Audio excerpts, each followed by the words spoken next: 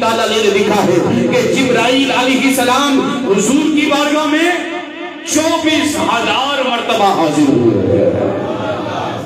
بے لکھائے یار ان کو چین آ جاتا ہے تو بار بار آتے نہ یوں جبریل سدرا چھوڑ کر یہی بولتے سدرا والے چمنے جہاں کے تھالے سبھی میں چھان ڈالے تیرے پائے کا نہ پایا تجھے جگ نے جگ بنایا تجھے حمد ہے خدایا تجھے حمد ہے خدایا.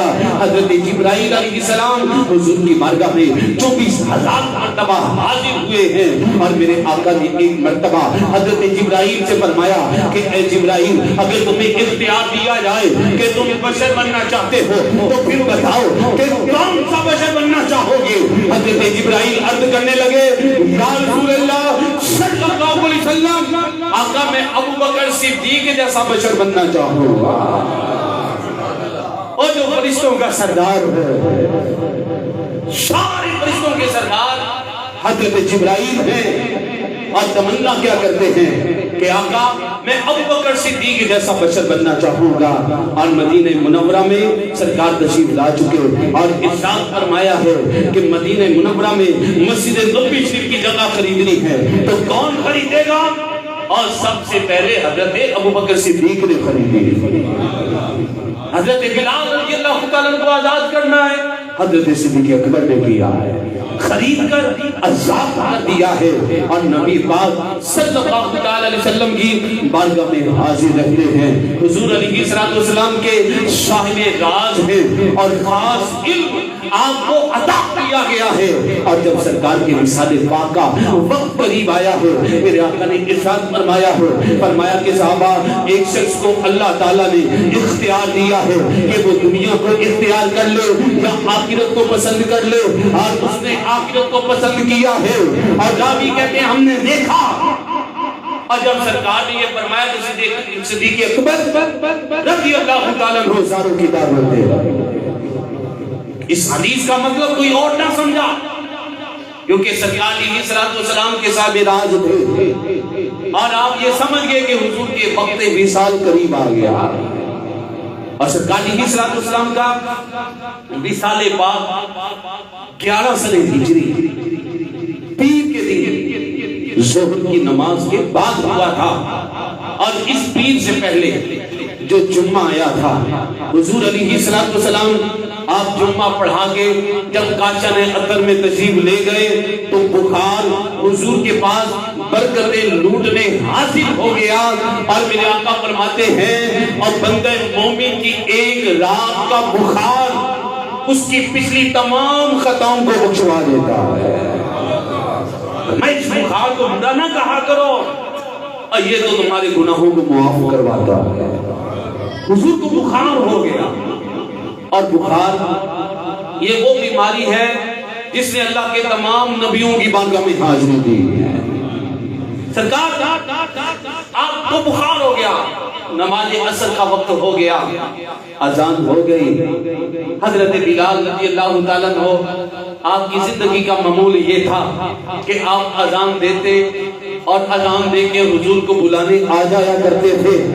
اتنا کافی ہے زندگی کے لیے اور رکھ لیں آقا جو نوکری کے لیے رکھ لیں آقا جو نوکری کے لیے.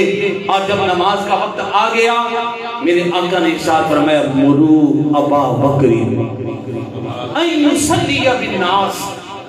عائشہ بلال سے کہہ دو کہ جا کر ابو بکر کو میرا حکم دے دو کہ ابو بکر لوگوں کی امامت کروا لے. اب نماز عصر جب ادا ہوئی صحابہ پر دقت طاری ہو گئی افسوس طاری ہو گیا. اور نماز کے بعد حضرت بلال رضی اللہ تعالیٰ عنہ آپ مدینے کی گلیوں میں نکل گئے اور اعلان کرنے لگے اے لوگوں آج مسجد نبوی ویران ہو گئی آج مدینہ شہر آج اجڑ گیا. لوگوں نے کہا بلال کیا وجہ ہے اور کیسے اجڑ گیا؟ آپ فرماتے کہ لوگوں آج رسول اللہ کے بغیر نماز ادا کرنی ہوگی. حضرت ابو بکر صدیق رضی اللہ تعالیٰ عنہ مصلی رسول پہ کھڑے ہوئے نماز پڑھائیں اور پیر کے لیے فجر کی نماز رضی اللہ تعالیٰ عنہ کی ابتدا میں ادا کر رہے تھے۔ حضرت انس فرماتے ہیں، امام بخاری نے صحیح بخاری کے اندر اس حدیث کو لکھا ہے، فَكَشَفَ النَّبِيُّ صلی اللہ علیہ وسلم سِتْرَ الْحُجْرَةِ يَنْظُرُ إِلَيْنَا وَهُوَ قَائِمٌ ثُمَّ تَبَسَّمَ، کہ رسول پاک صلی اللہ علیہ وسلم نے حجرہ مبارک کا پردہ اٹھایا اور صحابہ کو دیکھا۔ صحابہ حضرت ابوبکر صدیق رضی اللہ تعالی عنہ کی ابتدا کے اندر نماز فجر ادا کر رہے ہیں، ثم تبسم، اور پھر میرے آقا آپ نے تبسم فرمایا تو صحابہ نماز کی حالت میں سرکار کا دیدار کرنے لگے۔ 14ویں صدی کے مولوی کا دماغ خراب ہو گیا، اس نے کہا جی نماز میں حضور کا خیال آئے نماز ٹوٹ جاتی ہے، اور یہاں خیال نہیں آیا بلکہ میرے آقا خود تشریف لے آئے ہیں۔ صحابہ کہا تو نمازیں ہم سے اعلیٰ تھی، ان کے قیام ہمارے قیاموں سے اعلیٰ تھے، ان کے رکوع ہمارے رکوعوں سے اعلیٰ تھے، ان کے سجدے ہمارے سجدوں سے اعلیٰ تھے، اور قیام میں حکم کیا ہے؟ اپنی نظریں سجدے کی جگہ رکھو۔ اور صحابہ کو کیسے پتا لگا؟ ہمیں حضور دیکھ رہے ہیں۔ علامہ بدر الدین عینی شارح بخاری رحمت اللہ تعالی علیہ آپ فرماتے ہیں اس حدیث کی 2 وجہ ہیں۔ ایک وجہ تو یہ ہے کہ حضور جب مسکرایا کرتے تھے دندان مبارک سے نور نکلتا تھا اور دیواریں روشن ہو جایا کرتی تھی۔ جب حضور نے پردہ اٹھایا ثم تبسم، اور پھر جب حضور مسکرائے آپ کے دندان مبارک کا نور مسجد نبوی شریف میں پھیل گیا۔ صحابہ نے نماز کی حالت میں جان لیا کہ ہمیں حضور دیکھ رہے ہیں۔ اور دوسری وجہ علامہ بدر الدین عینی فرماتے ہیں کہ حضور علیہ السلام آپ جب سانس لیا کرتے تھے تو حضور کے سانسوں سے بھی خوشبو آیا کرتی تھی۔ سرتاپا قدم ہے تنے سلطان زمن پھول، لب پھول، دہن پھول، زکن پھول، بطن پھول، واللہ جو مل جائے میرے گل کا پسینہ، مانگے نہ کبھی عطر نہ پھر چاہے دلہن پھول، لب پھول، دہن پھول، زکن پھول، بطن پھول۔ حضور نے جب پردہ مبارک کو اٹھایا اور حضور نے جب سانس لیے تو مسجد نبوی میں حضور کے سانسوں کی خوشبو پھیل گئی۔ صحابہ نے نماز میں جان لیا ہمیں حضور دیکھ رہے ہیں۔ اور ڈاکٹر اقبال طرف اٹھے کہنے لگے ادائے دید سراپا نیاز تھی تیری، کسی کو دیکھتے رہنا نماز تھی تیری، نمازیں جو قضا ہوں پھر ادا ہوں، اور نگاہوں کی قضائیں کب ادا، نگاہوں کی قضائیں کب ادا ہوں۔ اور صحابہ نے 3 دن تک حضور کا دیدار نہ کیا تھا، 3 دن تک صحابہ حضور کو دیکھ نہ سکے تھے۔ اسی وجہ سے نماز فجر میں حضور کا دیدار کرنے لگے تھے، اور پھر دوپہر کے وقت حضور علیہ السلام کا وصال پاک ہوتا ہے۔ حضرت ابوبکر صدیق آپ سفر میں تشریف لے گئے تھے، نماز فجر کے بعد آپ نے سفر اختیار فرما لیا تھا، اور ادھر صحابہ پر ایک قیامت قائم ہو گئی تھی۔ حضرت عمر فاروق رضی اللہ تعالی عنہ آپ نے تلوار اٹھا لی اور آپ مسجد نبوی کے باہر کھڑے ہو گئے اور فرمایا کہ جس نے یہ کہا کہ رسول اللہ انتقال کر گئے، خدا کی قسم میں اس کا سر تن سجدہ کر دوں گا۔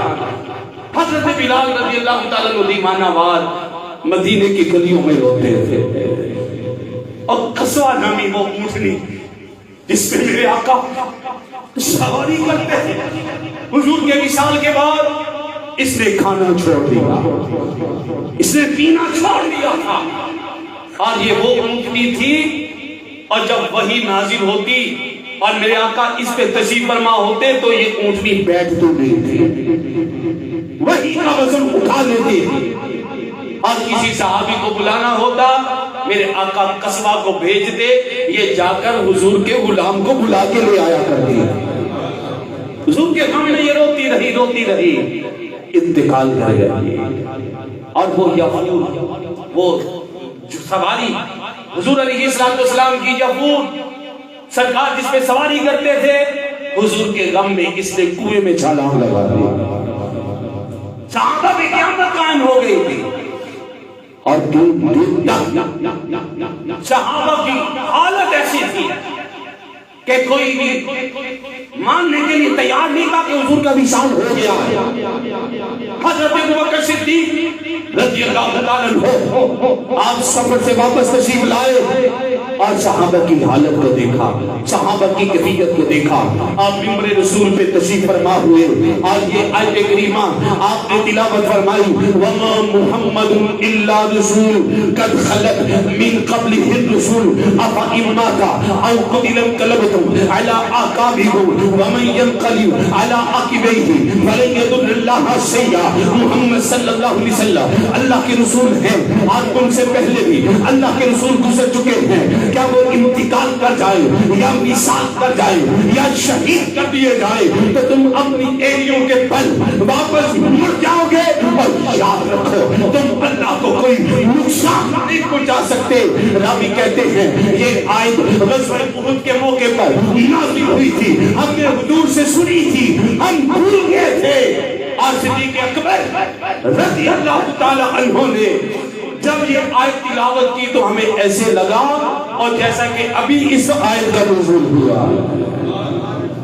صحابہ کی کیفیت سمجھنی, آپ خلیفہ بنے اور خلافت آپ کی 2 سال 3 مہینے اور چند دن ہے, اور آپ کا جب وصال ہوا حضرت ابوبکر صدیق رضی اللہ تعالیٰ عنہ کا 22 جمادی الاخری ہے اور حضرت عمر فاروق رضی اللہ تعالیٰ عنہ خلیفہ بنے. اور لوگوں سے کہا, لوگوں مجھے بتاؤ ابوبکر صدیق کون سا عمل کرتے تھے؟ فاروق اعظم بھی وہی عمل کرے گا. لوگوں نے کہا ہم دیکھتے تھے فجر کی نماز کے بعد ابوبکر صدیق رضی اللہ تعالیٰ عنہ ہاتھ میں روٹی لیتے تھے اور پہاڑ پہ جایا کرتے تھے. اب اس کے بعد ہمیں نہیں پتا وہ پہاڑ پہ کس کو کھلایا کرتے تھے. حضرت ابوبکر صدیق رضی اللہ تعالیٰ عنہ کی زندگی کا یہ معمول تھا. حضرت عمر فاروق رضی اللہ تعالیٰ عنہ نے روٹی لی ہے اور پہاڑ کی بلندی پہ چلے گئے اور دیکھا ایک غار ہے, غار کے اندر ایک خاتون ہے اور آنکھوں سے نبینا ہے, ہاتھ پاؤں سے وہ مزور ہے. حضرت عمر فاروق رضی اللہ تعالی عنہ آپ یہ سمجھ گئے صدیق اکبر رضی اللہ تعالی عنہ اس نبینا کو کھانا کھلانے آیا کرتے ہیں. آپ نے روٹی توڑی اور اس خاتون کے منہ میں ڈالی.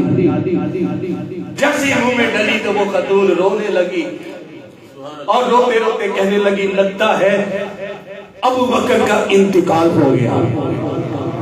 ابو بکر وصال کر گئے.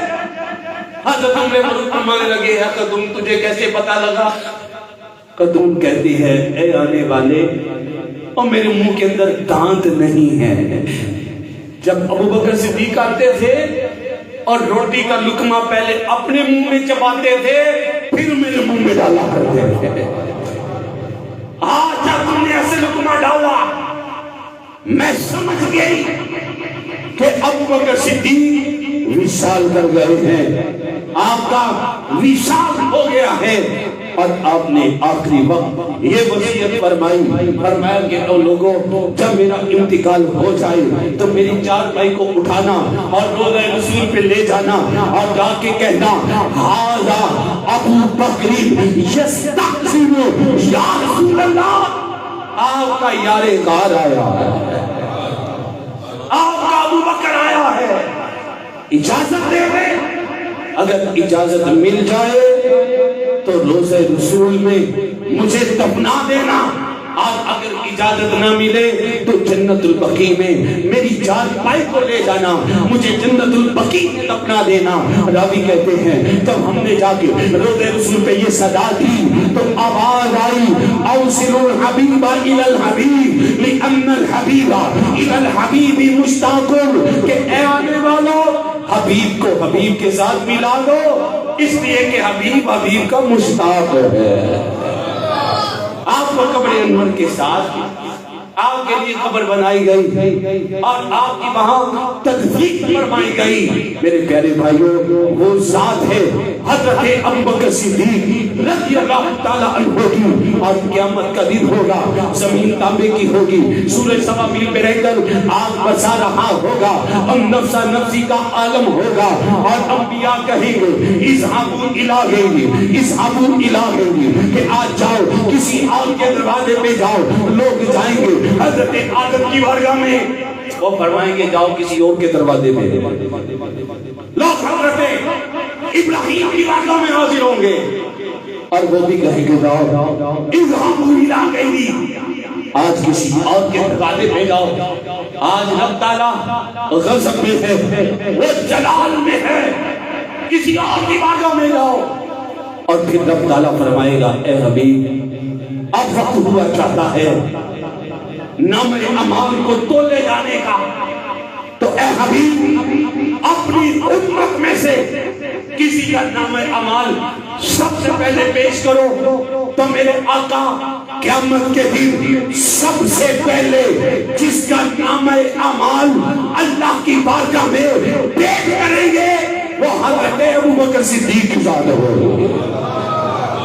اللہ کے غضب کو ٹھنڈا کرنے کے لیے جن کا نام اعمال قیامت کے دن سب سے پہلے پیش کیا جائے گا وہ حضرت ابوبکر صدیق کی ذات ہو۔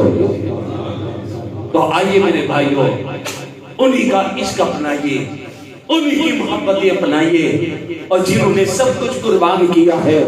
اگر دین کو مال کی ضرورت پڑی ہے گھر کا سارا مال اٹھا کے لے آئے ہیں۔ آج ہمیں اگر کہا جائے نا کہ ذرا دین کی راہ میں خرچ کرو تو وزن بھاری ہو جاتا ہے اور جیب میں ہاتھ ڈالنا مشکل ہو جاتا ہے، اللہ کی راہ میں دینا ہو تو بڑا مشکل لگتا ہے۔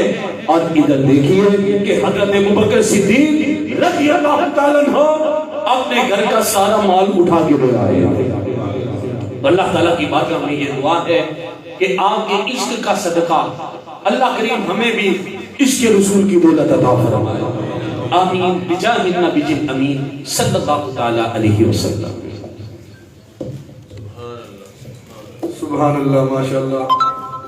مفتی صاحب بڑے پیارے انداز میں ذکر ابوبکر صدیق فرما رہے تھے۔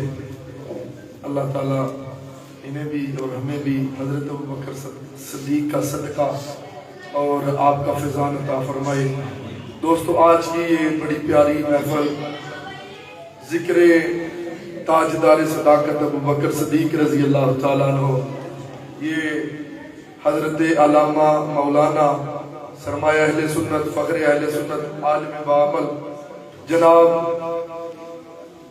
حافظ علامہ مولانا ثناء اللہ توسوی صاحب کی زیر سرپرستی اور مسجد کمیٹی حاجی یوسف کی نوازش و شفقتوں اور آل مدینہ میلاد کمیٹی کے نوجوانوں کی کاوشوں سے الحمدللہ یہ سجائی گئی۔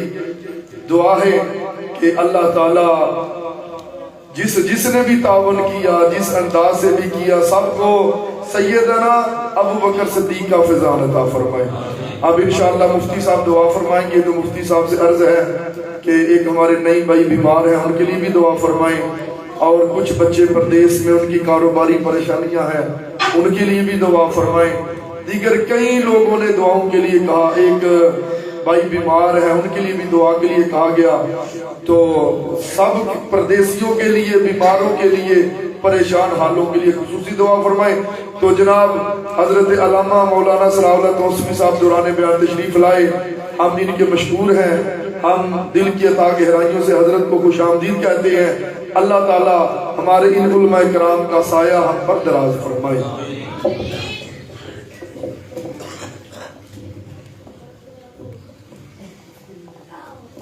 دعا کے آداب میں سے یہ ہے کہ جب بھی دعا کریں اپنے ہاتھوں کو اس طرح اٹھائیں کہ سینے کی سیدھ میں ہو یا کندھوں کی سیدھ میں ہو یا اتنے بلند کہ بغل کی سفیدی نظر آئے۔ دعا کے دوران ادھر ادھر دیکھنے سے علماء نے لکھا ہے کہ نظر کمزور ہو جانے کا اندیشہ ہے۔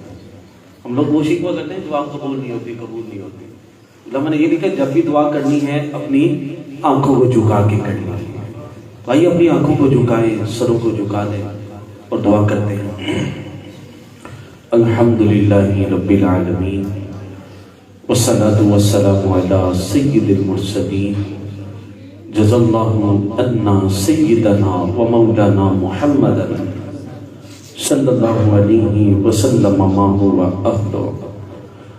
اللہم ربنا آتنا فی الدنیا حسنہ وفی الآخرۃ حسنہ وقنا عذاب النار. اللہم رب ارحمہما کما ربیانی صغیرا. اللہم اجرنا من النار. قلت حیلتی انت وسیلتی ادرکنی یا رسول اللہ، ادرکنی یا رسول اللہ، ادرکنی یا رسول اللہ. یا اللہ یا رحمانو یا رحیم، میرے مولا تیرے محبوب کے یار غار کا ہم نے ذکر خیر سنا ہے. اس ذکر کا صدقہ ہمارے ماں باپ کی بلکہ ساری امت کی بخشش فرما. کملی والیا کرم دا ہے ویلا، کردے کرم کریم دا واسطائی. تیرے نام لگ دیاں نے جیڑیاں اشنا والیاں میم دا واسطائی. اج سب دی جھولی بھر آقا تنو دائی حلیم دا واسطائی. اج ساڈی حاضری قبول کر لئی تینو اپنے ہی یاراں دا واسطائی. جنہ غاراں وچ ساڈے لئی رویوں انہاں ڈونگیاں غاراں دا واسطائی. ڈنگ تے ڈنگ جنے برداشت کیتے اس یار دی یاری دا واسطائی. کربلا جو بلند ہویاں تینو انہاں پکاراں دا واسطائی. کربلا تو جو شام ول گئیاں تینو انہاں گتاراں دا واسطائی. کجلئی پردے اساں عیبیاں دے تینو زہرا دی چادر دا واسطائی. میرے مولا ہر علت، ہر قلت، ہر ذلت سے ہمیں رہائی عطا فرما. اپنے مدنی حبیب صلی اللہ علیہ وسلم کے در کی گدائی عطا فرما. میرے مولا ہم جیے تو تیرے لیے، مرے تو تیرے دین کے لیے. زندہ رکھ اسلام پر، موت آئے ایمان پر، اور مرتے وقت کلمہ طیبہ نصیب فرمانا. نجم کی اے خدا آرزو ہے یہی، عاشق زار کی آبرو ہے یہی. موت کے وقت سر ان کے قدموں میں ہو، دید ہوتی رہے دم نکلتا رہے، دید ہوتی رہے دم نکلتا رہے. میرے مولا دور و نزدیک سے تیرے محبوب کے غلام حاضر ہیں جو پریشان ہیں. ذکر حضرت ابوبکر صدیق رضی اللہ تعالی عنہ کا صدقہ پریشان حالوں کی پریشانیوں کو دور فرما، مقروضوں کو قرضوں سے نجات عطا فرما. اے اللہ جو بیمار اس دعا میں حاضر ہیں، کربلا کے عابد بیمار کا واسطہ ہمارے تمام بیماروں کو شفاء کاملہ عطا فرما. میرے مولا جو مانگا ہم نے وہ بھی عطا فرما، جو نہ مانگ سکے ہمارے حق میں بہتر ہو ہمیں وہ بھی عطا فرما. میں کیوں کہوں مجھ کو یہ عطا ہو وہ عطا ہو، وہ دو کہ جس میں میرے گھر بھر کا بلا ہو، اور مٹی نہ ہو برباد پس مرگ الہی. جب خاک اڑے میری مدینے کی ہوا ہو، اور دنیا میں بھی ہر آفت سے بچانا مولا. عقبہ میں نہ کچھ رنج دکھانا مولا. بیٹھوں چھدرے پاک پیغمبر کے حضور، تو ایمان پہ اس وقت اٹھانا مولا. اے مالک آخری وقت کلمہ طیبہ نصیب فرما. اے اللہ ہمارے ایمانوں کی حفاظت فرما. مالک ہمیں بری موت سے بچانا. اے مالک ہمارے ساتھ وہ معاملہ کرنا جو اپنے نیکوں کے ساتھ کرتا ہے. اے سبز گنبد والے منظور دعا کرنا، جب وقت نزا آئے دیدار عطا کرنا. جب قبر اندھیری میں گھبراؤں گا میں تنہا، امداد میری کرنے آ جانا میرے آقا. امداد